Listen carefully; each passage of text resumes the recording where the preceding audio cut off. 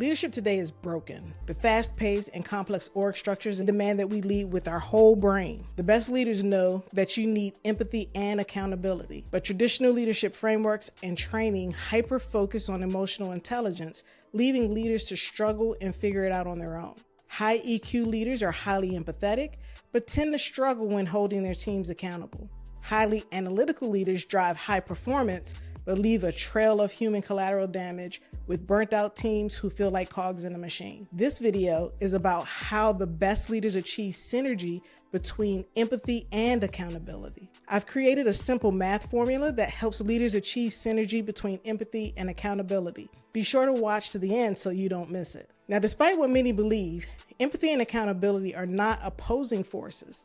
The conflict comes because some of us are team left brain, we're highly analytical, and some of us are team right, highly emotionally intelligent. And then there are some of us who are high achievers out there that are team whole brain. I'm teaching you how to integrate your left and right brain so you can be one of the few who learn to lead with their whole brain. The left brain thinker deals in logic and data. What's the goal? What's the fastest or best way to get to the goal? They haven't considered human impact. They drive towards the goal and leave human collateral damage in their wake, but they get stuff done. The right brain thinker reads the room like a pro. The team feels supported, but they often struggle with accountability. Deadlines slip, and they may even feel bad about holding someone accountable because they don't want to damage that relationship. They are aware, but they aren't taking action. Neither of these is ideal because they lead to either or thinking. They believe that they can either hold people accountable or be empathetic and get great engagement scores. That's a false choice. You don't have to choose. Now, I was an analytical leader,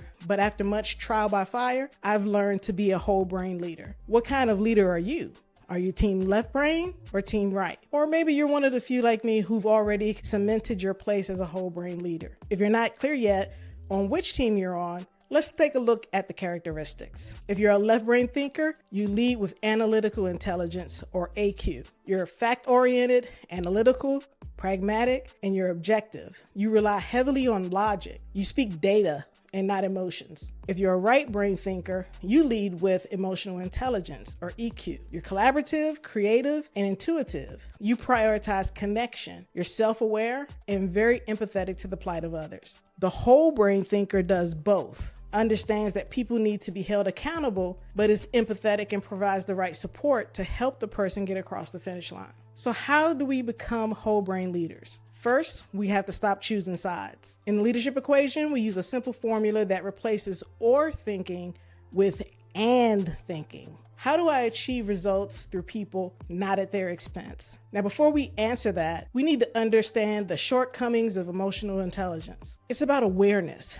That's why emotionally intelligent leaders struggle with accountability. Accountability requires action. For the right brain, relational intelligence, or RQ, is the action taken on that emotional awareness. It's the blend of awareness and action that helps us navigate complex organizational structures and those invisible political landmines. So we have to evolve beyond EQ to RQ to keep up with modern complex business structures. But RQ is only half of the equation. The other half of the whole brain thinking equation is analytical intelligence. Think of the right brain's relational intelligence as the visionary and the left brain's analytical intelligence as the architect. Together, they form integrated intelligence, which is like the conductor of an entire orchestra, ensuring that the two halves work and act together in harmony. Now, I promised a simple formula. Here it is. Relational intelligence, or RQ, plus analytical intelligence, AQ, equals integrated intelligence.